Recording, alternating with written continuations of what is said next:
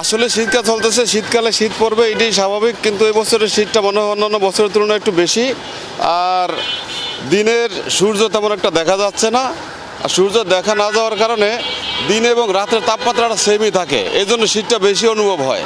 এই শীতের মধ্যে অবশ্যই আমাদের যারা মানে উচ্চ শ্রেণীর মানুষ আছে তাদের অবশ্যই প্রয়োজন।